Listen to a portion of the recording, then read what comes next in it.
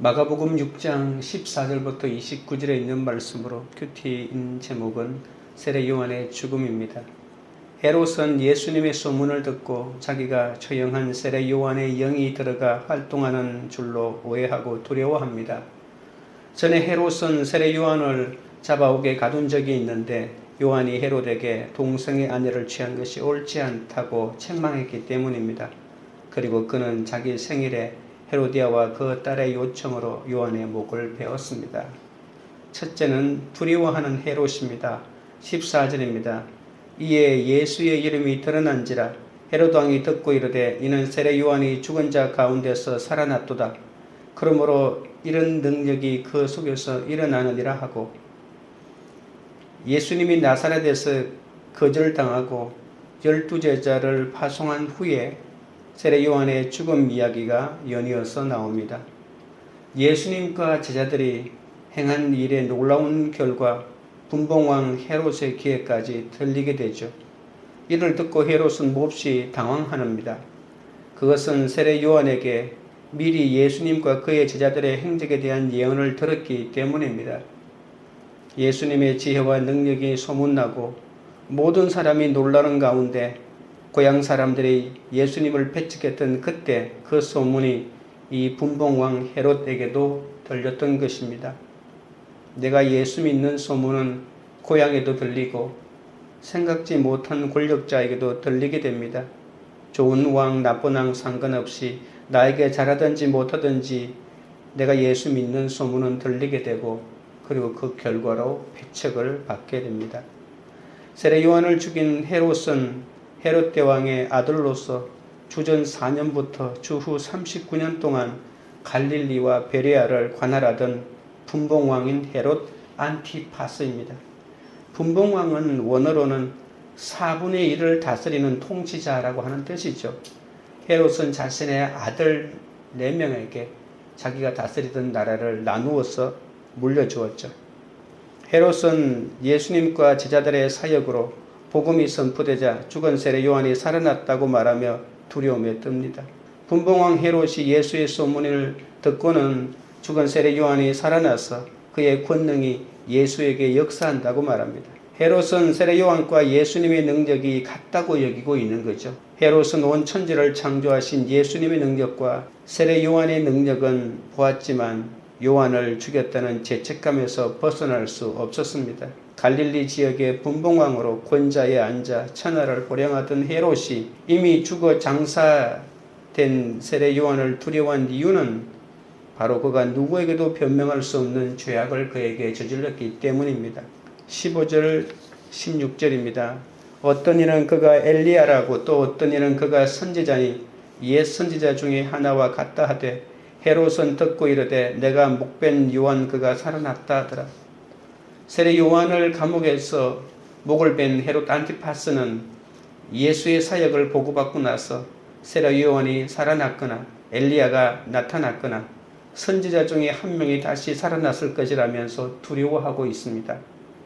예수님이 스스로 메시아임이 하나님의 아들이심을 증명했음에도 사람들은 옛 선지자 한 사람이 다시 살아났다고 말합니다. 지금도 많은 이들이 예수께서 온전한 하나님이시며 온전한 인간이심을 받아들이지 못합니다. 헤롯이 예수를 만나 이적을 보기를 원했죠. 만약 그가 예수님을 만나 말씀을 듣기를 원했다면 구원의 가능성이 있었을 것입니다. 진리이신 예수님을 영접해야만 헤롯과 유대인들처럼 당황하여 다른 말을 하지 않을 수 있습니다. 예수 믿는다는 것은 그 이유 하나만으로 나를 핍박하는 사람을 두려워할 필요가 없습니다. 오히려 그들은 평생 죄책감에 시달릴 겁니다. 두려워하는 대신 오히려 불쌍히 여겨야 합니다. 죄책감과 회개는 다르기 때문이죠. 회개는 그 길에서 돌아서는 것이지만 죄책감은 죄를 합리화하기 위해서 더 죄를 짓고 오히려 두려움에 더해가는 것입니다. 그래서 지금 헤롯이 느끼는 두려움은 회개의 마음이 아닙니다. 회개하지 않기 때문에 더 두려움에 사로잡히는 것이죠. 죽음에 이르는 두려움에 질 수 없어서 먼저 자기가 두려워하는 사람을 죽여버리는 거죠. 가룟 유다가 죄책감 때문에 자살하지 않습니까?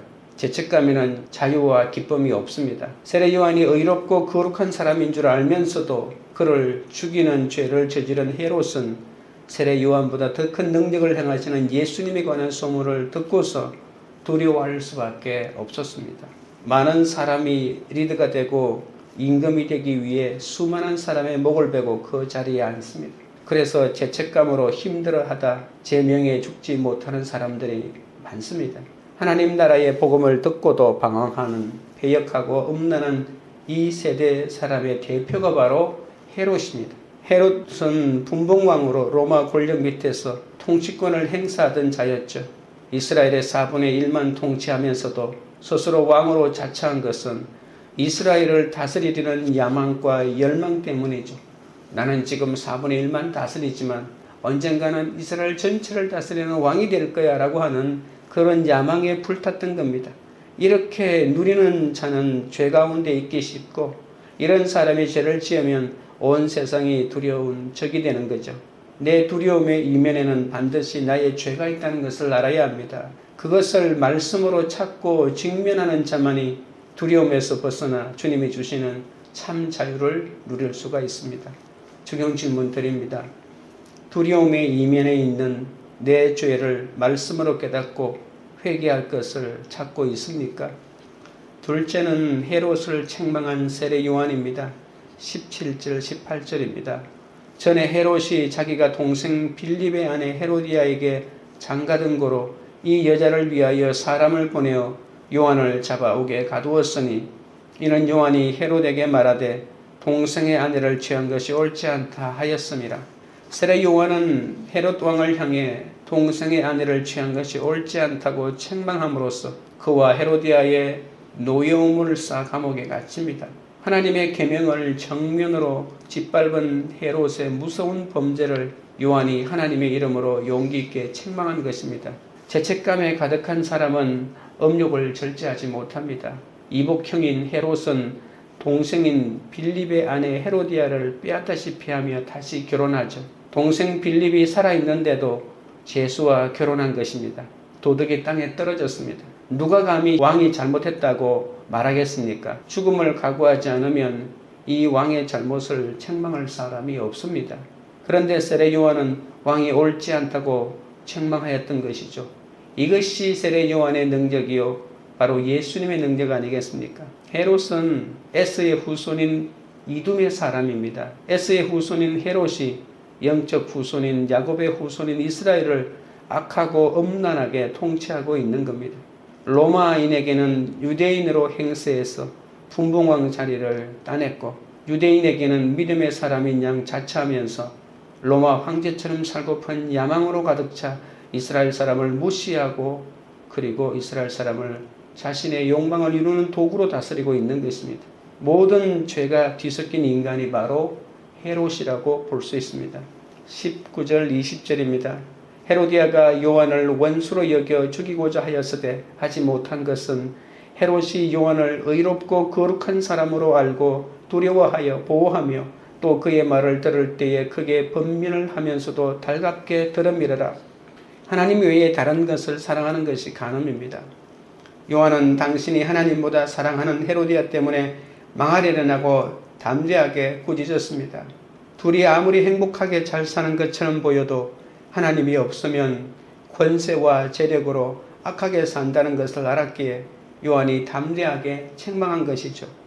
요한은 참혹하게 목베임을 당했지만 그의 말씀에 입각한 이런 삶의 모습은 죽은 후에도 살아있는 왕으로 하여금 두려움에 떨게 했던 겁니다. 악한 것을 악하다 할 때 민중이 선지자로 여기게 되는 거죠. 요한처럼 꾸짖으려면 삶이 따라야 하고 은혜가 충만해야 합니다. 아무나 나타나서 꾸짖는다고 해서 그 말이 의미가 있고 영향력이 있는 것은 아니죠.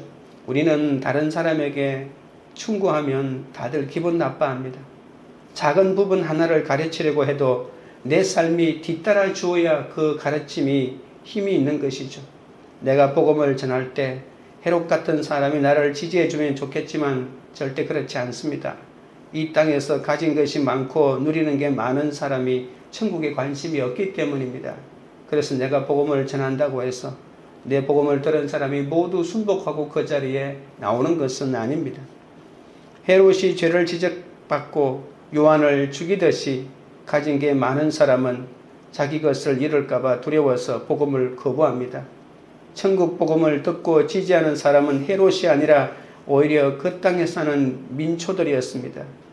그렇다고 헤롯처럼 환경이 좋으면 나쁜 사람, 힘들면 좋은 사람 이렇게 이분법적으로 나누어지는 것은 아닙니다.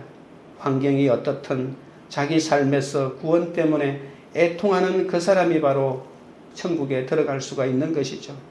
그런데 그 애통한 사람 중에 이렇게 민초들이 많다는 것입니다. 권력을 가지고 돈을 많이 가지고 부자가 복음을 쉽게 받아들인 예가 성경에 없습니다. 아프고 힘들고 어렵게 사는 사람이 복음을 듣고 주님에게 몰려온 사람들이 많지 않습니까?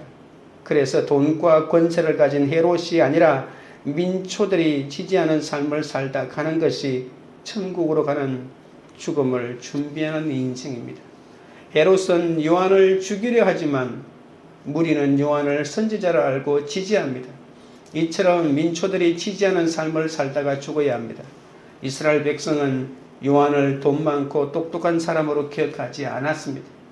요한이 헤롯의 죄를 지적했기에 그것을 기억하고 그를 영원히 선지자로 여기고 있는 것이죠. 말씀으로 죄를 죄라고 이야기하고 책망해 주는 것이야말로 그 사람의 영혼에 대한 사랑이자 관심입니다. 내가 듣고 싶은 말이 아니라 말씀으로 내가 들어야 할 말을 전해주는 사람이 나의 영혼에 가장 관심 있는 사람이라는 것을 아셔야 합니다. 적용 질문 드립니다. 내 주위에는 말씀으로 나의 죄와 잘못을 책망해주는 지체가 있습니까? 셋째는 세례 요한의 죽음입니다. 21절부터 23절입니다.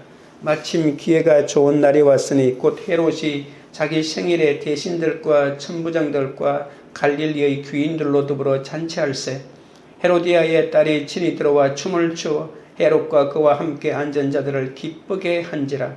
왕이 그 소녀에게 이르되 무엇이든지 내가 원하는 것을 내가 구하라 내가 주리라 하고 또 맹세하기를 무엇이든지 내가 내게 구하면 내 나라의 절반까지라도 주리라 하거늘 내 뜻을 이루고 내가 원하는 것을 다하는 날이 바로 내 심판날이 된다는 것을 아셔야 합니다. 세례 요한을 죽이는 이 날이 요한에게는 순교의 날이지만 헤롯에게는 심판날입니다. 헤로디아의 딸 살로메가 춤을 추는데 아버지인 헤롯이 어찌 넘어가지 않겠습니까? 잔인한 사람도 자기 가족에게는 얼마나 자상하고 다정한지 모릅니다. 헤롯 역시 아내와 자녀의 일이라면 두 팔 걷고 나서는 가족 우상에 사로잡힌 자라고 볼 수가 있겠죠. 죽음을 두려워하면 타협하고 물러설 수밖에 없습니다. 죽음을 두려워한 헤롯은 헌맹세를 합니다. 참사랑이 아닌 순간의 감정이 동기가 되어 맹세하는 것이죠. 안목의 정욕, 이성의 자랑, 육신의 정욕이 동기가 되어 백성의 거심에도 자기 마음대로 나라를 주겠다고 큰소리치고 있습니다. 자녀가 원하는 대로 다 해주는 부모야말로 자녀를 악으로 이끄는 어리석은 자임을 헤롯을 통해 볼 수 있습니다. 나라의 절반까지라도 주겠다고 하는 것이 말이 안 되는 것 아닙니까? 어떻게 나라를 자신의 것인 양 자기 딸에게 줄 수가 있습니까? 그런데도 내가 원하는 것을 무조건 해주는 이런 부모, 이런 남편과 하루라도 또 살아보고 싶은 것이 또 사람의 마음입니다. 매일 파티도 열어주고 씀씀이도 크고 자동차도 사주고 원하는 것은 다 해주고 내가 하는 일은 무조건 들어주니 얼마나 멋있게 보이겠습니까? 24절부터 26절입니다. 그가 나가서 그 어머니에게 말하되 내가 무엇을 구하리이까?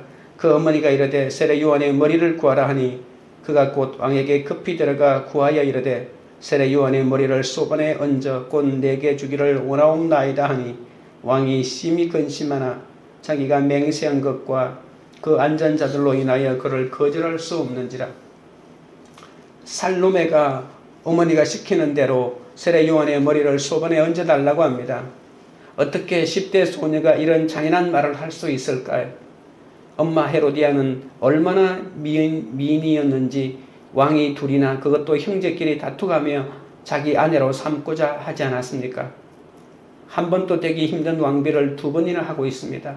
딸도 요정처럼 예쁘고 부모 말을 잘 듣습니다. 그런데 우리가 잊지 말아야 할 것이 있습니다. 선한 여자는 악한 남자를 자신이 선한 만큼 끌어올리지만 악한 여자는 선한 남자를 자신이 악한 만큼 끌어내릴 수 있다는 겁니다. 헤로디아는 여인이 낳은 자 중에서 가장 위대한 세례 요한을 죽였습니다. 헤롯도 무서워서 못하던 일을 눈도 깜짝하지 않고 했던 것이죠. 살로메는 좋은 환경에서 교육받고 어머니 말을 잘 듣는 순종하는 딸이지만 세례 요한의 목을 구한 것은 바로 자기 삶의 결론입니다. 어머니가 구하는 것을 결국 딸도 구한다는 것을 알아야 합니다. 내가 날마다 세상 쾌락을 구하고 세상 물질을 구하고 있는데 어찌 나를 옆에서 보고 배운 딸이 내가 구하는 것을 구하지 않겠습니까? 가끔 자녀들이 엄마가 나한테 해준 게 뭐가 있어라고 불평을 쏟아내면 그래 맞다 라고 이렇게 하는 것도 필요할지 모르겠지만 내가 예수 믿게 해준 것보다 더 좋은 게 뭐가 있냐고 이렇게 소리칠 자신도 있어야 합니다. 애가 상처받는다고 엄마가 무조건 잘못했다고 해야 할까요? 물론 내가 잘못한 것은 회개해야 하지만 부모로서 자신에게 자녀에게 가장 좋은 것인 예수를 주었다고 하는 믿게 주었다고 하는 그런 자부심이 있어야 합니다. 최고의 환경에서 예쁘고 말 잘 듣는 살로메를 키우며 예수도 없이 죽어가는 왕족 가정이 얼마나 많습니까? 살로메가 어머니의 명을 거역했으면 얼마나 좋았겠습니까? 내 자녀가 착하고 예뻐서 좋습니까? 공부 잘해서 좋습니까? 하지만 자녀가 속썩여서 내가 예수를 믿고 예수만을 의지하게 된다면 이것도 감사해야 될 일 아니겠습니까? 나는 너에게 어떤 것도 바라지 않는다. 다만 예수 믿는 것밖에 없다라고 하나님 앞에 애통의 눈물을 흘리며 고백하게 하는 자녀가 심히 아름다운 자녀입니다. 예쁘고 공부 잘하는 자녀에게 내가 오직 예수만 믿으면 소원이 없겠다고 말하지는 않습니다. 남들 기준에 못 미친다 할지라도 나에게 속썩이는 자녀라 할지라도 그 속썩이는 자녀야말로 내가 예수만을 의지하게 만드는 진짜 축복 중에 축복의 통로라고 하는 사실을 깨달으셔야 합니다. 27절부터 29절입니다. 왕이 곧 시위병 하나를 보내어 요한의 머리를 가져오라 명하니 그 사람이 나가오겠어 요한을 목베어 그 머리를 소반에 얹어다가 소녀에게 주니 소녀가 이것을 그 어머니에게 주니라. 요한의 제자들이 듣고 와서 시체를 가져다가 장사하니라. 세례 요한은 헤로디아의 뜻대로 목이 잘립니다. 그리고 그의 목이 소반에 담겨 살로메의 손에 건네집니다. 하나님 또 백성들을 또 선지자로 알고 위대하게 여긴 세례 요한을 목베어 소반에 얹게 한 사람은 왕마저도 마음대로 움직이는 한 여인의 어린 딸이었습니다. 주의 일을 하다가 재물도 없이 자식도 없이 비참한 개죽음을 만든다면 누가 주의 일을 하겠습니까? 진리와 공의를 선포하는 하나님의 선지자였던 세례 요한이 아무런 보상도 받지 못하고 도리어 악인들의 손에 의해 처참히 죽임을 당합니다. 이처럼 하나님을 위해 헌신한 결과가 상이 아니라 투옥이나 죽음이라면 우리는 신앙의 회의를 느낄 수도 있습니다. 우리는 죽을 때도 너무 아름답게 죽고 싶습니다. 그러나 아름답게 못 죽을 수도 있다는 것을 아셔야 합니다.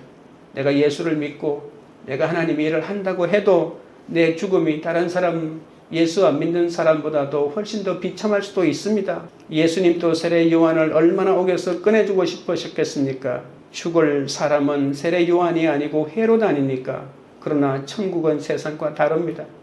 세례 요한은 죽음으로 천국에서 더 온전히 나타나게 됩니다. 우리는 상식을 무너뜨리고 죽는 모습까지도 하나님께 맡겨야 합니다. 마태복음에서는 요한의 제자들이 요한을 장사 지내고 예수님에게 가서 알렸다고 하는 기록이 있습니다. 하나님을 믿는다고 이 땅에서 반드시 어떤 보상이 주어진다는 생각은 안 됩니다. 비참하게 죽는 죽음이라고 해도 그 죽음이 예수님께 구해진다는 사실이 중요합니다. 우리의 죽음이 예수님께 구해진다면 언제 어떻게 죽어도 괜찮지 않겠습니까? 예수 그리스도를 믿음으로 구원받은 죽음이라면 모든 이들에게 천국을 증거하고 갈 수가 있습니다. 비록 남들보다 일찍 가도 남들보다 아프게 간다고 해도 그 죽음은 비참한 죽음이 아니라 아름답고 숭고한 죽음이 될 수 있습니다. 예수님은 돌에 맞아 죽은 스데반을 이 땅에서 구해주지 않고 천국에 서서 영접하였습니다. 베드로는 한 번의 설교로 3,000명을 구원으로 이끌었지만 스데반은 단 한 번의 설교로 돌에 쳐 죽임을 당하고 말았습니다. 그러나 스데반은 죽음으로 하나님을 증거했기 때문에 그 현장에 있던 사도 바울이 전도자가 되어 이방 선교의 문을 열지 않았습니까? 스데반의 설교가 세계 복음화의 시초가 된 것입니다. 그렇다면 어찌 그 죽음을 비참한 죽음이라고 말할 수 있겠습니까? 죽음은 누구에게나 공평하게 찾아옵니다. 여러분은 어떻게 죽음을 맞이하겠습니까? 주님이 오늘 나를 부르시더라도 내 죽음은 나의 삶으로 기억될 것입니다. 어떻게 기억되기를 원하십니까? 예수님이 우리를 오라고 하시면 아멘 주 예수여 오시옵소서 하며 가야 하는데 나는 죽기 싫어 절대 안 죽을 거야 라고 외치며 발악하는 사람이 얼마나 많습니까? 우리는 예수님을 붙잡을 수 있다는 것이 얼마나 감사한 일인지 모릅니다. 하나님의 영광을 나타내는 우리의 삶과 죽음이 되어야 합니다. 하나님을 믿는다는 것은 하나님만이 내 인생의 상급이심을 인정하는 겁니다. 따라서 믿음으로 사는 성도는 오늘 보이신 주님을 따라 이 땅에서 기꺼이 눈물을 흘리며 복음의 씨를 뿌리는 자입니다. 적용 질문 드립니다. 하나님을 섬기는 것에 대한 보상을 이 땅에서 찾고 있습니까? 아니면 하나님 나라에서 찾습니까? 기도드리겠습니다. 하나님 아버지, 헤롯이 헤로디아의 일로 요한을 옥에 잡아 가두었듯이 나에게 충고하는 말이 듣기 싫어서 나도 그를 잡아 옥에 가둔 일이 많습니다. 나의 음욕을 꾸짖을 때 감사해야 하는데 바른 말을 듣는 것이 싫어서 그를 박해하고 핍박했사오니 용서하여 주시옵소서. 두려움 속에 감추어진 내 죄를 말씀으로 발견하고 회개의 자리로 나아가도록 도와주시옵소서. 말씀으로 죄를 죄라고 말하고 책망해 주는 것이 그 사람의 영혼에 대한 사랑이자 관심임을 알았습니다. 말씀으로 내 죄와 잘못을 책망해 주는 공동체 지체들을 귀하게 여길 수 있도록 붙들어 주옵소서. 내가 듣고 싶은 말이 아니라 말씀으로 내가 반드시 들어야 할 말을 전해주는 사람이 나의 영혼에 가장 관심 있는 사람이라는 것을 깨닫게 하옵소서. 하나님을 믿는 것과 하나님만이 내 인생의 상급이심을 인정합니다. 믿음으로 사는 성도는 오늘 보이신 주님을 따라 이 땅에서 기꺼이 눈물을 흘리며 복음의 씨를 뿌리는 자라 하였사오니 주여 하나님을 섬기는 것에 대한 보상이 이 땅이 아닌 하나님 나라에 있음을 알고 믿음으로 살아가도록 인도하여 주옵소서. 입시에 합격하고 승진을 하고 성공을 해도 하나님을 떠난 삶을 죄라고 지적하게 하여 주옵소서. 헤롯처럼 잘 나가는 사람에게 주눅이 들어서 복음을 못 전하고 사람들은 무시가 되어 복음을 전하지 못하는 나를 불쌍히 여겨 주옵소서. 이 땅에서 누릴 게 많아 천국에 관심이 없는 사람보다 환경이 어려운 사람에게 천국 복음을 전하며 그들을 지지하는 삶을 살게 하여 주옵소서. 나의 죽음이 한탄으로 두렵고 아픈 죽음이 아니라 예수님께 구해지며 하나님을 부인하는 이들에게 천국을 보여주는 죽음이 되도록 붙들어 주옵소서. 나의 가족과 영혼 구원으로 죽어도 죽지 않는 그런 죽음을 준비하며 살게 하여 주옵소서. 그러니까 우리들 교회가 두려움이 이면에 있는 각자의 죄를 말씀으로 깨닫고 회개하는 공동체가 되게 하옵소서. 두려움 때문에 헌병세를 남발하지 않게 하시고 예수 없는 배우자와 자녀를 감싸고 돌며 구원의 기회를 낭비하는 그런 공동체가 되지 않게 하여 주옵소서. 하나님을 섬기는 것에 대한 보상을 이 땅에서 찾지 않고 영원한 하나님 나라에서 찾는 그런 공동체가 되도록 역사하여 주시옵소서. 예수님의 이름으로 기도드리옵나이다. 아멘.